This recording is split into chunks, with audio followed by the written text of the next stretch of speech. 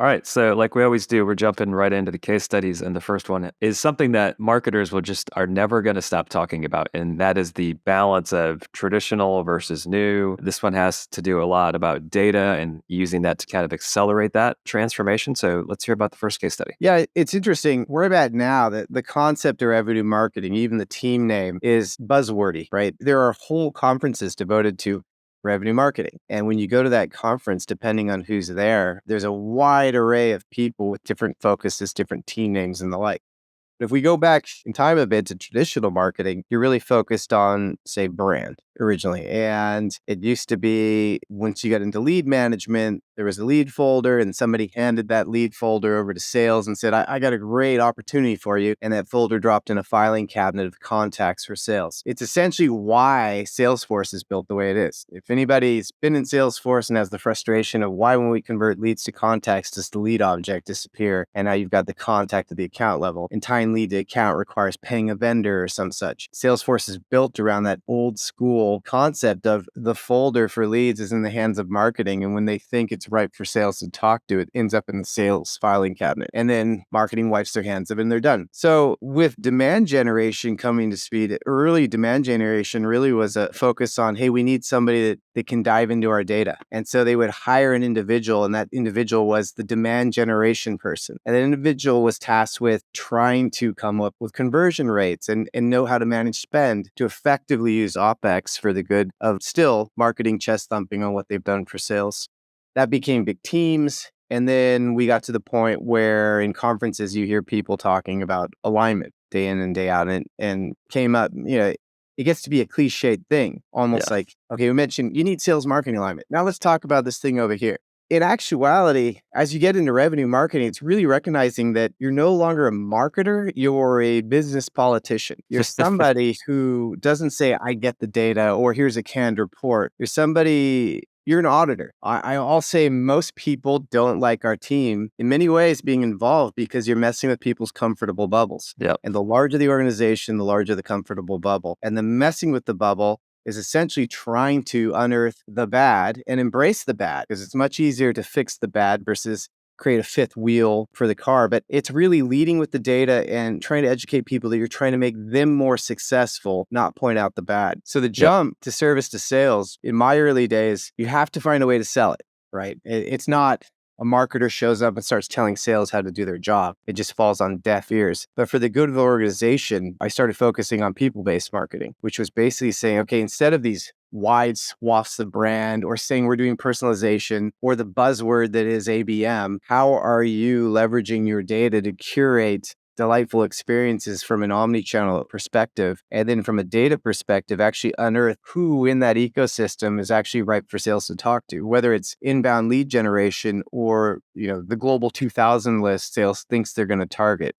who's your target account? Alibaba. Okay, that's great, but they haven't shown any research behavior whatsoever around our products based on the keyword clusters that we're tracking. As you get that data in place and enable the sales organization, it's very much like Moore's product adoption life cycle. You've got your early adopters, and then you've got the bell curve, and then you've got your laggards, and then the people that are never going to listen to you. The people that are convinced that as long as they maintain their existing contact relationships and wine and dine them, everything's going to be great. Yep. So early on with people-based marketing, it was really unearthing those advocates, those early adopters in the sales organization, making them win, and then having other people think, I got to get on board with this. Yeah. So I'm going to dissect the difference in account-based versus people-based marketing. Are you is it purely just the structure of the company? So we don't care that these 15 people are in the same team? Like, make the distinction more clear for us. Yeah, definitely. Account-based marketing at this point in time with the technology that we have is really just better marketing, or ABM, Ari's better marketing. Everybody should be doing ABM. Everything should be account flavored and relevant. Anybody hitting your ecosystem with the technology you have, at minimum, just automatically, we're trying to identify what industry they're in, what size the organization is, and then relevant pain points curated in the text in there. Old school views might have said, oh, that's ABM, because the amount of effort required to do that involved a bunch of people curating content manually and then targeting these 25, maybe 5 accounts within this particular industry, driving these manually put together experiences for them. Now, with the technology we have, everything's automated. It should just be automatic. So you're no longer really doing ABM. You're just doing better marketing at that point. ABM at this point, especially with the technology we have, is recognizing that everybody in this decision-making unit is of a different staff, different role level, different pain point, and that those experiences and the offerings that you want for them to drive the water cooler conversation when they get together in the account are going to be different. So people-based marketing is going to say, you might be bubbling up in intent, but your keyword cluster showing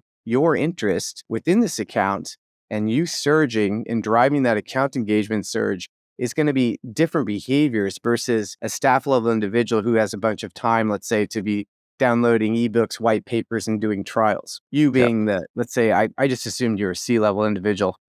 You look like it. That's how I roll. Strictly C level, sometimes D level, but mostly C. So the old school really is, okay, because you didn't fill out a bunch of forms and whatnot, you've only got 5 MQL points. I used to liken this to early Dungeons and Dragons character creation. If you roll a 20, you get the wizard ability. But if you roll a 5, you're a bard and nobody cares about you. You're a 5, but in actuality, you're a C-level individual who is looking at saving money, making money, mitigating risk, and looking at thought leadership and brand preference and not filling out a bunch of gated assets versus the front-facing warrior, let's say, that's going through all the forms and diving into the trials and whatnot. So people-based marketing says those experiences have to be relevant to those individuals. And it used to be a lot of work, but now with the technology we have, you can scale and automate that. Yeah. It'd be interesting. It's almost like what you're describing is kind of like you have two models. There's the traditional ABM, which is really just driven towards like, can I sell something this quarter? Yeah. But then the other model is what's the long-term value or opportunity of a customer. So like, is this person a director now who is going to be head of IT one day? That's a good 5 to 10 year commitment. Obviously sales not really concerned about that, but the marketing folks should be, because that's a long-term relationship to nurture. We have a developer community, and early on it was eschewed to me, like somebody said, we know you have revenue in your team title, but you got to understand not everything here is revenue generating. Everything here is revenue generating. It may be, as you mentioned, a long tail. It could be a student coming into one of our conferences where somebody would say, why would we care about the student population? Where they're engineering students that will be in the workforce, that if you've cultivated this brand preference and educated them to be top notch in the field around the products that we sell, you're building pipeline for the future. Yeah, it's interesting. So I'll share a story from a former CEO that I used to work with. Would use the example in loyalty programs at an airline. And someone had traveled for 20 years, they worked their way up to the highest level, and everything about that model would say, this is the most important person to our business. They've given us all this money, they're at the highest level. Then you have someone else 20 years who just started they're a road warrior, a salesperson. They've just started their career. They don't have any status. They don't mean anything to the company. And the two stories were essentially the person who fit the best model, you didn't know that they were retiring next week. So you were treating the person who essentially meant nothing moving forward very differently than the person who means everything to you because you've got 20, 30 years ahead of you when it comes to sales. So it was just fascinating how data is very sexy, but many times like it's not forward looking. It's strictly backwards looking. Yeah, I can see from the vendors I work with, the ones that nail it from that perspective with customer success. I have key vendors that I consider foundational technology that some of them I've been working with for the better part of 8 years. And we have a really solid rapport at this point. But, let's say in CrossFit, they call the old people masters athletes. So let's say I'm a masters athlete. It sounds cool, but it just means I'm old. Yeah, gray hair. Right. Whereas all the people being wined and dined and educated and romanced are all my fresh in career individuals by these technologies. You can see it. They get that. They're building their long tail pipeline. Yeah. All right. Anything about the first case before we jump into number 2? Not so much. No, I'll suck away time if I get back into talking about people-based marketing. All right. So let's jump into the second one. This is vendor lock. It sounds like a product that you can buy at like an automotive repair company. I need some vendor lock, please. Yeah, it's a sister company of LifeLock. Sign up. That's right. Protect ourselves. You go to a conference and you'll see, say, a VP or CMO or anybody standing in front of an amazing tech stack slide. The pitfall of some conferences or presentations where people are talking about how great they are and how great their company is. And here's our tech stack. And it's almost budget boasting. You're looking at this amazing thing and it's been put together in a Chutes and Ladders style graphic. And wow, I really suck. And then you meet people from that organization that say, yeah, it doesn't work that way. It's crap. Most of this stuff doesn't work, but it looked really cool on a slide. And, we all want to brand build. We all want to look good on a slide. More often than not, in anybody's tech stack, 75% of it, let's say, isn't really championed by anybody. The fact is, as much as marketers talk about, you need to align around the data. Alok Ramsasaria, CEO of Grazidi, in a conference, their Refocus conference, I think it was last year, said every marketer needs to be an analyst, and anyone who isn't is going to fail. The fact is, in marketing, that the group of people that are actually data friendly or feel okay with data and don't panic when they see a bunch of data in a spreadsheet is still a tiny percentage. And really, it always will be. But you need to find ways to actually champion the data, champion the tech stack. I think too many of us get the budget and we get sold on a piece of technology, especially in the intent data realm and predictive analytics. And we think, I'm just going to flip the switch on this. I don't know what it does, and it's just going to do its thing. For the most part, people don't know what it does because it's either a lack of a technical side of the brain or just time. How many people have time to dive into something for hours and hours and hours and really figure it out? Yeah. You've championed technology when you get to the point where you're asking the customer success individual questions and they can't answer it because you now know more about that product than they do. And more often than not, that is a milestone you will hit if you're truly championing the technology with almost any product in your stack. Yeah. Yeah, the stacks are crazy these days. You could almost, this idea popped into my head, you could almost create a technology that sole purpose was just to monitor the stack and see utilization levels just for a head of marketing or a head of, IT to say, these 6 platforms aren't getting utilized. Let's cut them, Yeah. and it's just that if we're not going to use them, don't use them. But it's often hard to know that. You don't have your pulse on the situation of are they actually being used. Yeah, it's usually around renewal time, and then somebody has to show the ROI internally, and then a good customer success person from a vendor might come in and start trying to push adoption 6 months before the renewal, and you're like, okay, this is crappy. But to the vendor lock concept, intent data, was in the financial SaaS realm for a number of years, and early intent data, we went with this vendor and said, okay, here's the quadrant you're going to use, A1s, call them now. D4s, don't call them at all. I still use a similar matrix internally. It's a concept for another day. It's fantastic. I love it. I love this whole predictive realm to prescriptive. But early on, you would put all the marbles into that bucket. If it says call them, we call them. If it says we don't, we don't. Because we had a team of, say, 20 inbound SDRs, 10 outbound.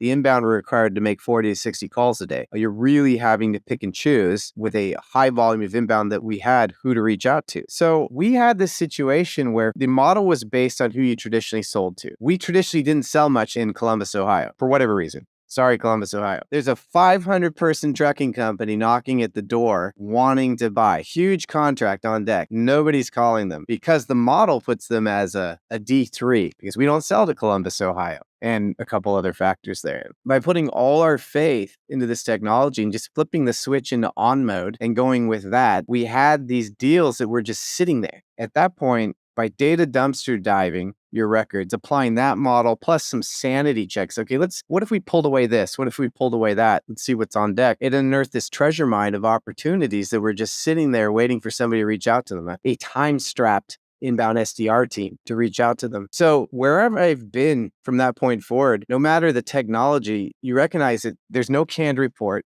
There's no steady state. It's constant iterations of slicing and dicing. And I've had people, anytime I've started fresh, ask, well, why do you need access to that data? Can you tell us what you need? Maybe we can put a dashboard together for you. As soon as you're stuck in one dashboard or just one canned report view, you're slowly getting stale and missing something over time and being affected by that vendor lock. Yeah. I mean, do you think maybe people do fall into the vendor lock trap because it is so complex that it's just a pain in the ass and you can't really do your job because your job is just constantly juggling the tech stack? Do you see that, or are there other factors? Yeah, I think it's a combination of things. I think when you go, pre-COVID, when I went to a lot more conferences and you had the expo floors, you'd look around the floor and see 50 solutions, 50 vendors, basically kind of selling 7 solutions. And it's a Venn diagram. And depending on your budget, you're picking and choosing. We're in an era now where everybody wants to be the one revenue platform that you need. But if you look at all those vendors, they all have a foundation in something they were excellent in. And now they're trying to add in the buzzwords into the platforms. Oh, now we have intent data. Now we have this.